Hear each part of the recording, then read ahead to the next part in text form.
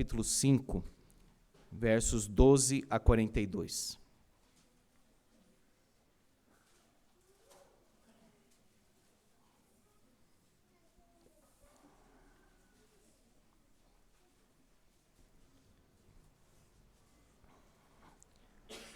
Atos 5, 12 a 42. Vamos orar antes. Obrigado, Senhor, porque estamos aqui na Tua casa. Como é ruim, Senhor, faltarmos no domingo, seja de manhã ou à noite.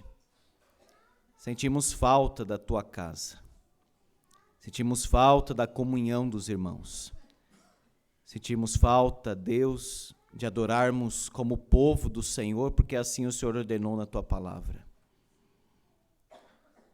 Que possamos valorizar, Senhor, estas horas preciosas na Tua presença no dia do Senhor.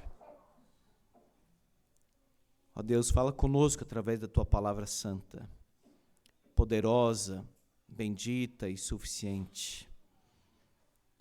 Fala com cada um aqui, Pai, para que o testemunho desta igreja seja vivo, forte e eficaz diante dos perdidos. Abençoa a Nádia, nossa visitante, que o Senhor esteja, ó Deus, falando ao coração dela também.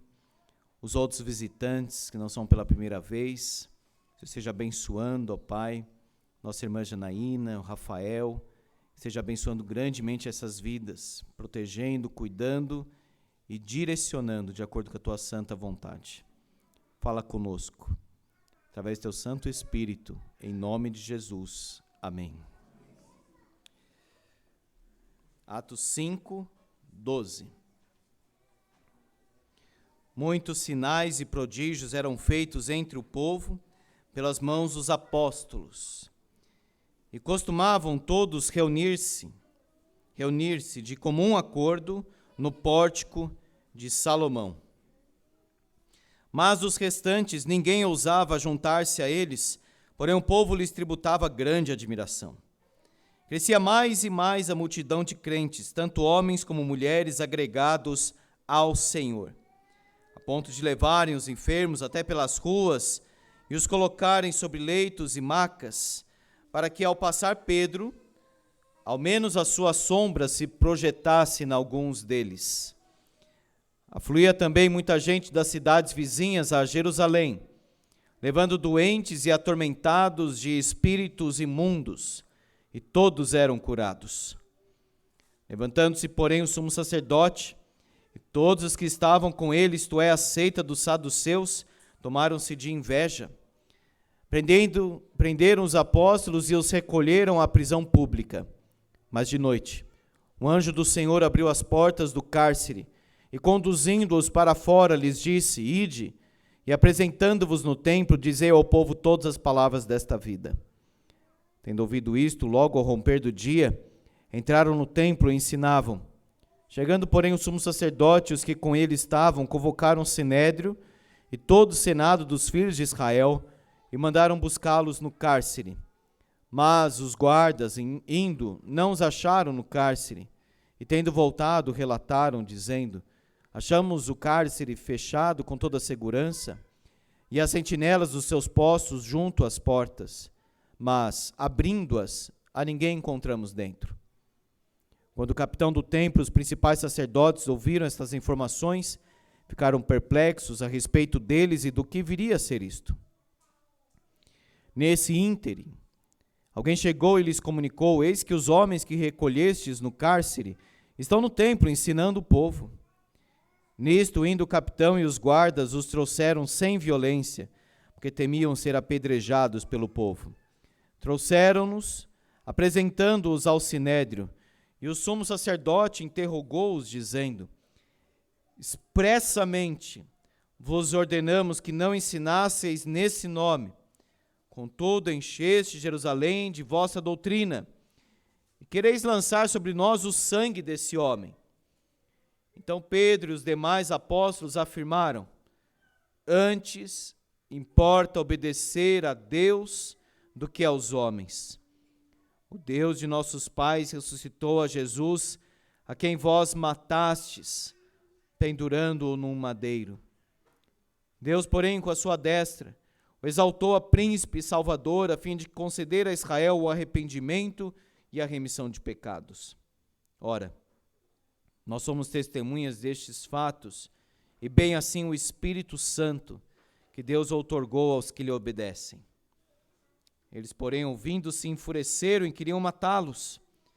Mas levantando-se no sinédrio um fariseu, chamado Gamaliel, mestre da lei, acatado por todo o povo, mandou retirar os homens por um pouco e lhes disse: Israelitas, atentai bem no que ides fazer a estes homens, porque antes destes dias se levantou Teudas, insinuando ser ele alguma coisa, ao qual se agregaram cerca de 400 homens, mas ele foi morto, e todos quantos lhe prestavam obediência se dispersaram e deram em nada. Depois desse levantou-se Judas, o Galileu, nos dias do recenseamento, e levou muitos consigo. Também este pereceu, e todos quantos lhe obedeciam foram dispersos. Agora vos digo, dai de mão a estes homens, deixai-os, porque se este conselho, esta obra vem de homens, perecerá. Mas se é de Deus, não podereis destruí-los, para que não sejais porventura achados lutando contra Deus. E concordaram com ele. Chamando os apóstolos, açoitaram-nos, e ordenando-lhes que não falassem o nome de Jesus, os soltaram. E eles se retiraram do sinédrio, regozijando-se, por terem sido considerados dignos de sofrer afrontas por esse nome. E todos os dias no templo, e de casa em casa, não cessavam de ensinar e de pregar Jesus, o Cristo. Amém.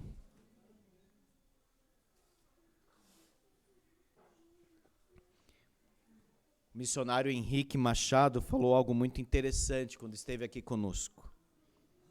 A forma como nós lidamos com o sofrimento. Alguns ganham força para enfrentar. Outros buscam força para fugir, para escapar. Observe, eles se regozijaram porque estavam sofrendo pelo nome de Jesus. É muito conhecida a frase: o sangue dos mártires é a semente da igreja. Ela foi dita por Tertuliano, pai da igreja. O sangue dos mártires é a semente da igreja. A igreja cresce quando a igreja é perseguida. De modo geral, falamos assim.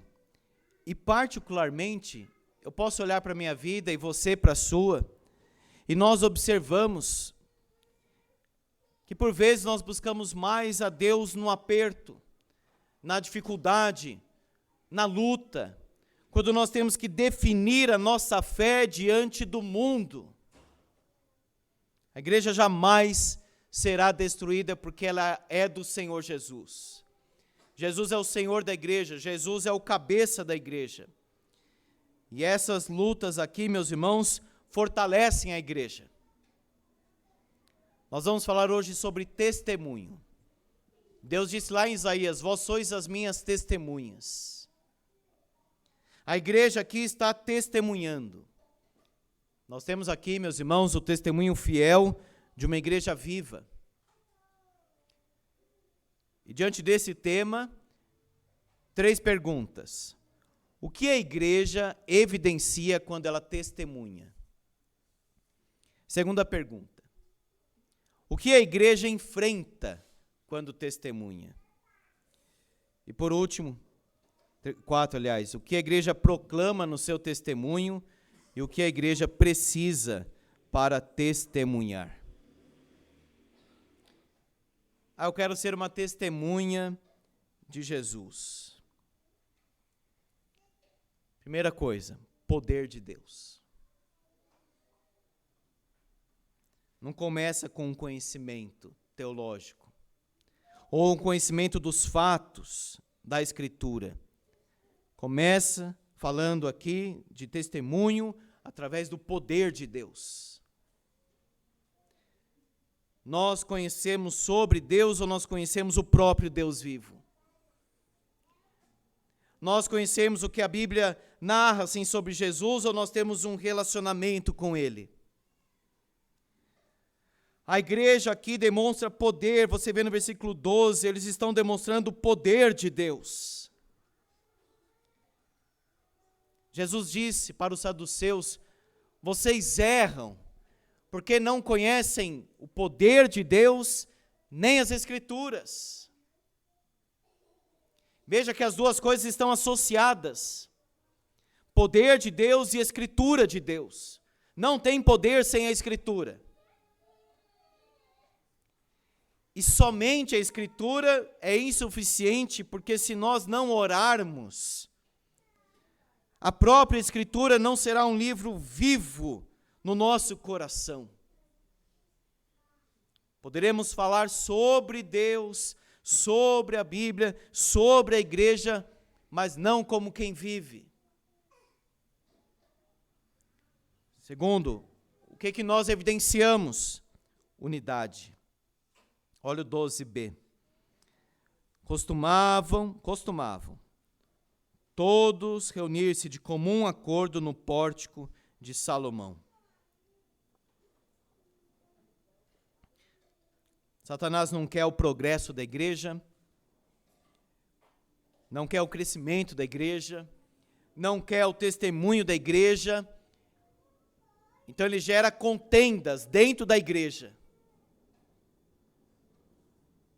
E é o irmão brigando com o outro, é o irmão chateado com o outro, é o irmão que não perdoa o outro, é o irmão que não fica do lado do outro, que critica, que condena. O que é afetado? O testemunho. Falta poder, porque Deus não age onde não tem paz, amor e comunhão. Jonas não poderia testemunhar enquanto o Senhor não tratar o coração dele. Ele foi, como nós vimos ontem, mas ainda foi emburrado. Ele queria que Deus salvasse ele, mas não Nínive. E nós somos Jonas. Nós precisamos, irmãos, de unidade na igreja.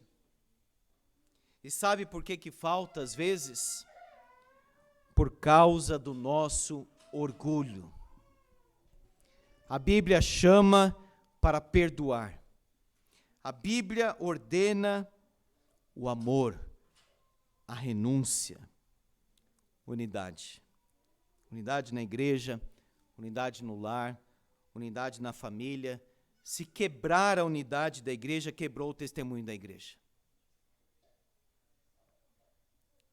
Caminhe mais milhas, mais paciência e mais paciência, por amor a Deus e à obra. Precisa ter também dignidade. A igreja, no seu testemunho, ela evidencia dignidade. Olha só, o povo não queria se juntar aos cristãos e apóstolos, porém lhes tributava grande admiração. Versículo 13. E é interessante isso. Porque às vezes a pessoa diz assim: eu não quero ser um cristão, mas aquele cristão ali eu respeito, ele é um cristão de verdade. E às vezes no seu trabalho, na sua convivência, ele que não é crente, talvez ele seja até bem distante dos caminhos do Senhor, mas quando precisa de conselho, vai perguntar para o crente. E algo que me entristece profundamente é a igreja perder a admiração. Ou nós, como cristãos, perdermos o conceito. A palavra aqui, por admiração, não é que as pessoas olhem para nós e pensem que somos alguma coisa, mas é aquela admiração que vê Cristo no testemunho da igreja. Ter elevada estima. Literalmente seria isso, essa grande admiração, elevada estima. Tanto que a Nova Versão Internacional colocou alto conceito. Embora o povo os admirasse muito, ninguém tinha coragem de juntar-se a eles. Como nós vivemos diante da sociedade? Eu tinha um professor no IBEL que ele sempre falava, nós somos a Bíblia que o mundo lê. É claro, as pessoas não estão abrindo a Bíblia de noite, assim, lendo. Elas estão perdendo tempo com novela e rede social. Mas elas estão olhando a sua vida. O que as pessoas sabem ou saberão sobre Deus, muitas vezes é olhando para o crente. Para a minha vida e para a sua.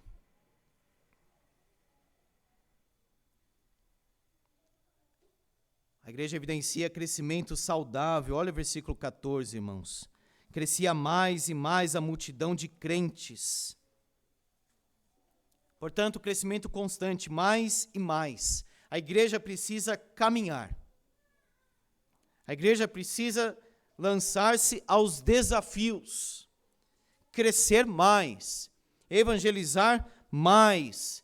E mais trabalho. Mais obras, não menos. Abrace o que o Senhor colocar diante da sua vida. Porque para Deus nós não falamos não. Ele é o Senhor. Abrangente, homens e mulheres. Nós vemos aqui uma abrangência, um laço assim do Evangelho maior, homens, mulheres. No livro de Atos nós vemos judeus, gentios. O Evangelho é para todos se arrependerem.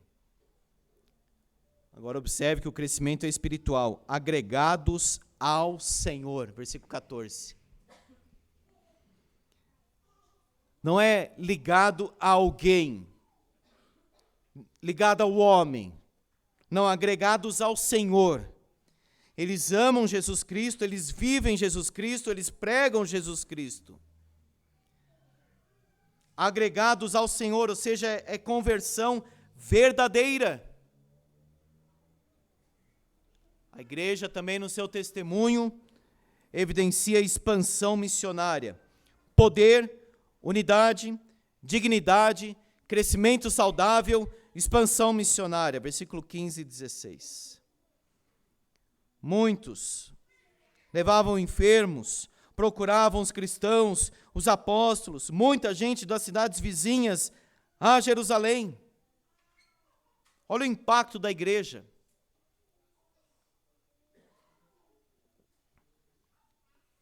A igreja precisa ser conhecida no bairro.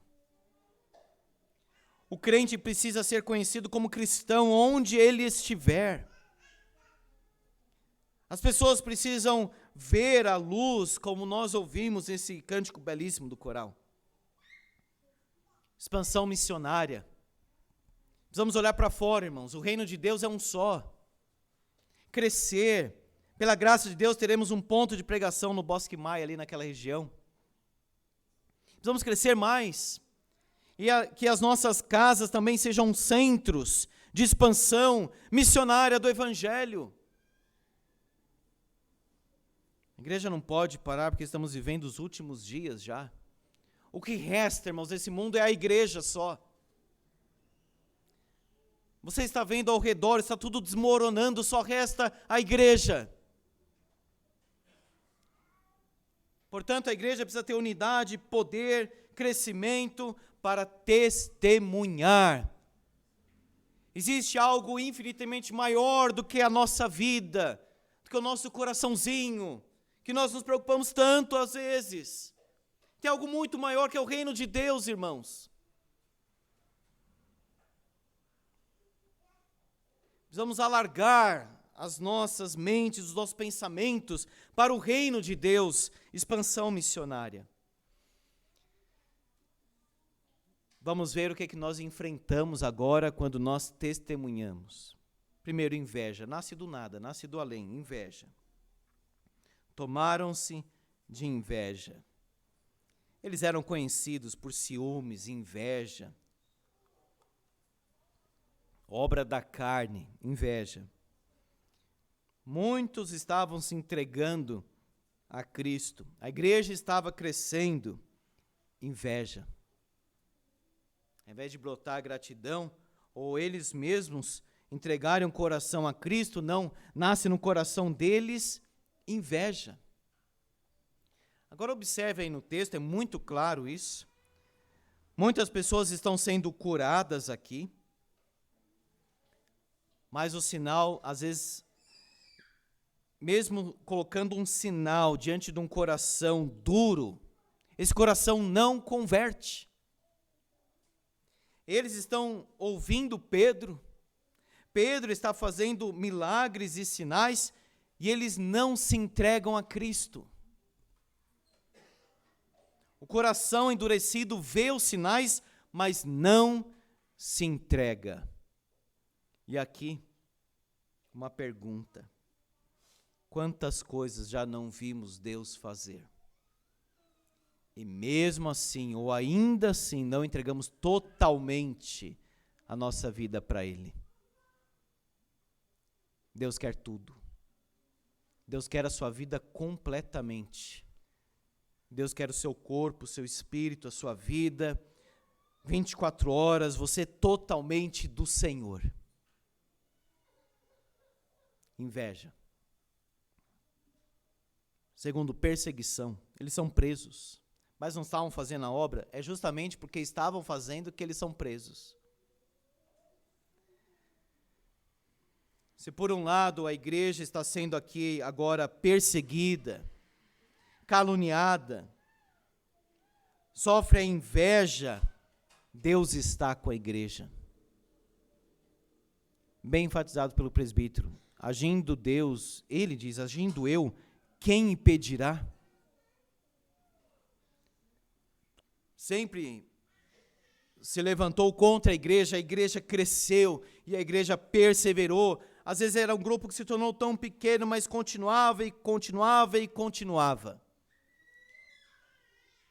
Martinho Lutero, quando teve que se refugiar, porque queriam matá-lo, traduziu a Bíblia. Aquele homem era muito produtivo, traduziu a Bíblia, estudou hebraico, grego, estudou muito as línguas e traduziu a palavra de Deus. Mas ele escreveu uma carta para Philippe Melanchthon, era seu amigo, e ele dizia: Melanchthon, Satanás tem me atacado 1000 vezes por dia. Sabe o que ele estava passando naquele período? Um abatimento, uma depressão espiritual e emocional profunda. O grande, aspas, reformador Martinho Lutero, carne como eu e você e Calvino também. Mas o Senhor estava com ele. Os irmãos iam visitar Martinho Lutero. Melanchthon foi. Cantavam, castelo forte é o nosso Deus com ele. Irmão, vamos ler o Salmo 46. E liam com ele. E aquele homem ia ganhando e renovando as suas forças para enfrentar o coração de Roma. E continuou, enfrentando o ódio do mundo, mas assistido pelo Espírito Santo. Como eles aqui, o mundo está odiando, invejando, perseguindo, mas eles estão firmes na presença do Senhor em oração. Agora o crente abandona a oração, é claro que vai definhar na vida. Abandona a comunidade dos crentes, é claro que ficará fraco.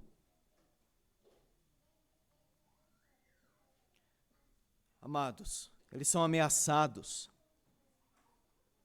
E no dia seguinte eles estão pregando no templo. Sabe aquele livro O Peregrino, de John Bunyan? Ele ficou preso, presta atenção aqui, 12 anos por pregar o Evangelho. Até o juiz ficou penalizado com a situação dele. E aí o juiz disse para ele: Bunyan, se você parar de pregar a palavra, eu vou lhe soltar da prisão hoje mesmo. Olha a tentação.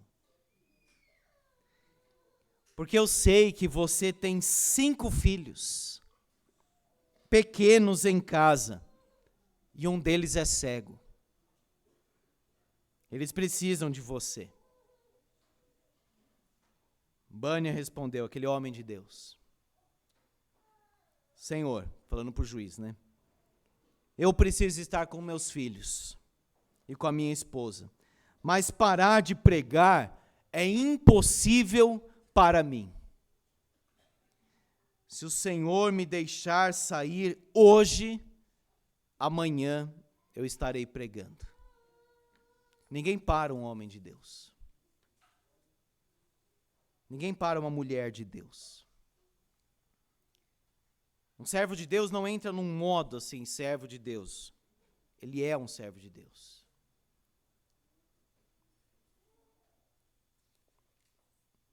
Importa obedecer a Deus do que aos homens. Amado irmão, será que nós estamos fortes para testemunhar? Será que a nossa vida realmente está cheia do Espírito Santo para falarmos de Jesus para outras pessoas? Será que o Senhor pode colocar pessoas nesta semana no seu caminho que você vai pregar o Evangelho? Que assim seja. Mas precisa ter intimidade com a palavra, com Deus da palavra. Sobre o que falaremos? Não falaremos sobre a Igreja Presbiteriana do Brasil, não falaremos nem sobre a nossa própria igreja, como se fosse uma propaganda da igreja. Nós vamos falar somente e exclusivamente sobre Jesus Cristo.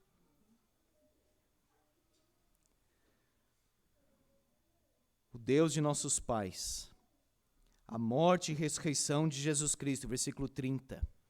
Ele é o príncipe, Ele é o Salvador, Ele é o perdoador, Ele é o nosso testemunho, e Ele é o testemunho do Espírito Santo, versículo 32. Nós falamos demais sobre nós mesmos. Às vezes a nossa mente se ocupa apenas com os nossos problemas, ou às vezes nós temos como que uma ideia fixa que vai e volta assim na nossa cabeça, mas não é Jesus. Jesus precisa realmente dominar os nossos pensamentos, os nossos corações, os nossos lábios, para que aconselhando alguém, a pessoa vai falar que ela tem problema com o marido, com a esposa, com o filho, problema financeiro, quer tirar a própria vida, e você diz, o que eu falo para essa pessoa? Você fala para essa pessoa que ela precisa de Jesus Cristo. Será que é tão difícil isso, irmãos? Será que precisa fazer um curso? Não, ela precisa da redenção que há em Jesus Cristo. E luta, vai enfrentar. Sai de uma, entra outra, e entra pior. E depois vem outra pior ainda. Mas Deus estará com você. O que a igreja precisa, então? O que a igreja mais precisa é rogar o agir de Deus contra os inimigos da cruz. Porque se levanta um homem aqui chamado Gamaliel, mestre da lei. Esse aqui era, digamos assim, numa linguagem nossa, era o top, era o mestre, era o doutor, era o mais, vamos dizer assim. Acatado por todo o povo, e foi ele que era o professor de Paulo. E ele diz o seguinte, se essa obra é de Deus, vocês não podem parar. Se ela não é de Deus, vocês estão lutando contra Ele. Por causa mais da autoridade de Gamaliel do que pelo que ele falou, concordaram com ele. Mas acima da autoridade de Gamaliel, o conhecimento de Gamaliel, estava o Senhor soberano sobre a igreja. E Gamaliel não é cristão, mas Deus governa o que ele fala. Portanto, a igreja deve orar, porque o coração de todos os homens, inclusive do rei, está nas mãos do Senhor. Amado irmão, não adianta reclamar das coisas, da escola, do seu trabalho, da sua família, ou do governo, da política, se você não está orando. Porque a única saída, o único recurso que realmente pode reverter qualquer situação, de qualquer lugar, é a oração. Nós temos relógio de oração aqui na igreja agora. Dedique-se, ore, tire tempo para clamar diante do Senhor. Você quer testemunhar? Precisa orar. Para Deus agir nos inimigos da cruz.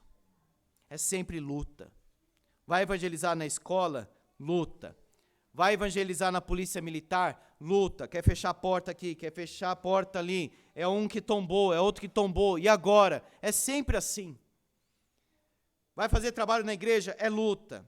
É falta de pessoa, é falta de vontade, é dificuldade, é falta de recurso. Oração, oração em cima de tudo isso. A igreja precisa também agradecer o privilégio de sofrer por Jesus. Uma vez conversava com um cristão de outra igreja, e ele disse o seguinte: pastor, eu fui para a igreja, e tudo se tornou muito difícil e pesado. Meu filho não fala mais comigo, o outro abandonou, minha mãe também. E ele foi listando um monte de coisas. Muitas vezes, quando a gente está falando com alguém, o Senhor nos dá um texto para falar para essa pessoa. Amados irmãos, isso não é revelação. Revelação é o que está aqui, ó. 66 livros. Acabou. Agora, direção do Espírito Santo, iluminação, direção, graça para entender o momento e falar alguma coisa, isso nós cremos. Sempre teve na história da igreja e sempre vai ter. A pessoa fala algo para você e o Senhor, não é que somos espertos, inteligentes ou lemos muito, não, o Senhor traz um texto, é uma sabedoria que Deus dá. E eu disse para ele, para essa pessoa, era uma irmã,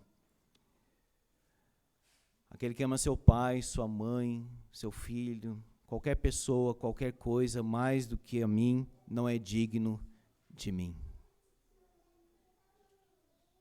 Quem você ama mais? Até que ponto você vai por Cristo?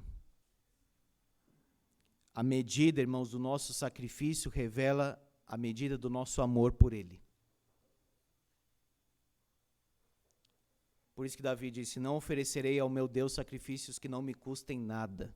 Eu não vou dar qualquer coisa para Deus, o mais barato, qualquer campo. Não, eu vou pagar pelo devido preço. Se nós morrermos por Cristo, louvado seja o nome do Senhor.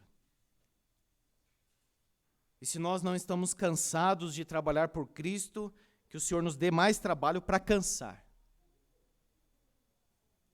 E vamos parar, irmãos, de murmurar, de declinar, ou de irmos até certo ponto, não quero mais, aí para, cai assim no meio do caminho. Persevere, porque quem te chamou é Deus, não foi o homem. Cristianismo, vida mansa, não existe. Vamos parar de murmuração, eu não gosto. Não quero, não sei, não sabe, ótimo, então o Senhor vai te capacitar. Não sei falar. Moisés, quem fez a boca do homem? Jeremias diz, eu não sei falar. Jeremias, eu coloco a minha palavra na tua boca. Nós somos desajeitados mesmo para a obra de Deus. Nós somos instrumentos inadequados para a obra de Deus. É Deus em nós. Persevere. Todos os dias no templo e de casa em casa não cessavam de ensinar e de pregar Jesus o Cristo. Todos os dias no templo e de casa em casa. Se Cristo é a sua vida, você não para de anunciar o Evangelho.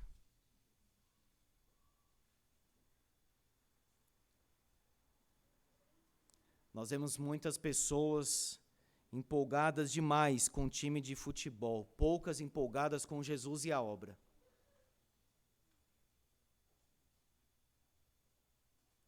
E que o Senhor tome o nosso coração para Ele. Tudo bem assistir, torcer, não tem nada demais isso. Agora ser dominado, fanático, enlouquecido, deixar as emoções nesse altar, nesse ídolo. Fico feliz se ganha, fico triste se perde, isso me domina, isso me controla, então virou um ídolo. A igreja pode decepcionar, vez ou outra, a liderança, pastor, qualquer um. Você também vai decepcionar outro, para com isso então. O trabalho cansa, sim, cansa mais, mas Jesus Cristo fez infinitamente mais por nós. Ele não mediu o sacrifício, ele foi até a cruz. E nós não vamos fazer tão pouco por ele. Continua, irmão, porque Deus te chamou. E pouco tempo resta. Nem sabemos se viveremos esta semana. Ai de mim se não pregar o evangelho.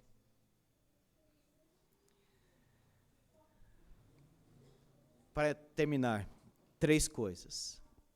A fonte do testemunho é o poder do Espírito. O foco do testemunho é Jesus. Jesus Cristo é o Senhor. Jesus Cristo é o Salvador. Leve essa luz, brilhe a luz de Deus em nós. Qual que é o fruto do testemunho? Perseguição. Crescimento da igreja, expansão do reino, mas é a perseguição que amadurece, meus irmãos, a nossa fé. E o Senhor Deus pode enviar perseguição para a igreja, porque a igreja está muito fraca, de modo geral. Muito macia, muito soft, leve, tranquilo, suave. Um cristianismo assim muito insignificante. Aí Deus aperta a igreja. Deus sacode a igreja, como fazia com Israel, para que o povo possa voltar para a reunião de oração. Para que o povo possa voltar para a vigília, estudo da palavra, testemunho, preocupação com o que é eterno. Que Deus nos ajude. Amém. Vamos orar. Irmãos, vamos pedir perdão para Deus primeiro. Feche seus olhos, peça perdão para Deus.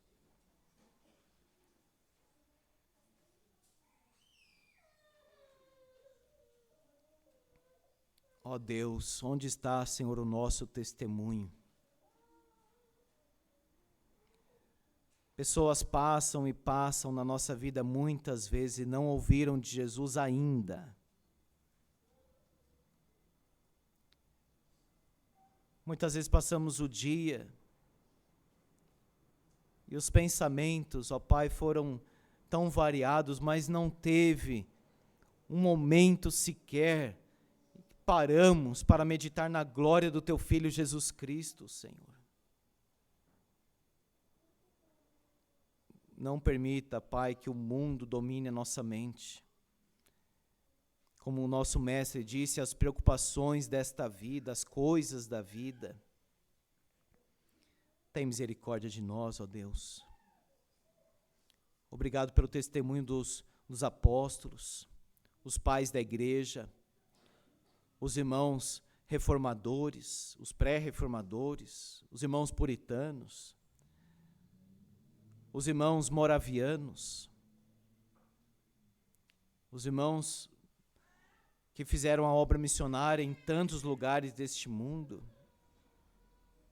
E agora nós estamos aqui, Senhor, com esse bastão, que nós possamos levar adiante a nossa fé, Senhor, a nossa doutrina, a nossa história. Nós somos cristãos, nós somos crentes, nós somos irmãos, nós somos uma igreja. Tem misericórdia de nós, ó Deus. Põe em chamas, ó Pai, o nosso coração com a Tua palavra. Desperta, Senhor, a consciência adormecida, acostumada com o pecado. Produz em nós, Senhor, o arrependimento. Traz, Senhor, a purificação do Espírito e o poder do Espírito Santo. Para que nesta semana nós sejamos testemunhas de Jesus. Porque a nossa vida não servirá se não formos testemunhas de Jesus. Ó Deus, traz avivamento para a igreja, Senhor. Não somente a igreja presbiteriana, que também precisa de um profundo avivamento, mas a igreja evangélica brasileira de um modo geral, Senhor. Tem misericórdia de nós. Obrigado pela grandeza do teu amor, Senhor. Concede-nos esta firmeza de dizer, importa obedecer a Deus e não aos homens. Concede-nos a firmeza de pregarmos Cristo e vivermos Cristo. Abre, Senhor, os nossos lábios. Ajuda-nos, ó Deus. Com teu poder, com a tua assistência, a tua glória. Concede à tua igreja, Senhor, unidade. Pois nós somos irmãos. Concede-nos, Senhor, alegria, prazer de estarmos aqui na casa do Senhor. Ó Deus, tem misericórdia de nós e que sejamos úteis, instrumentos úteis em tuas mãos. Em nome de Jesus. Amém.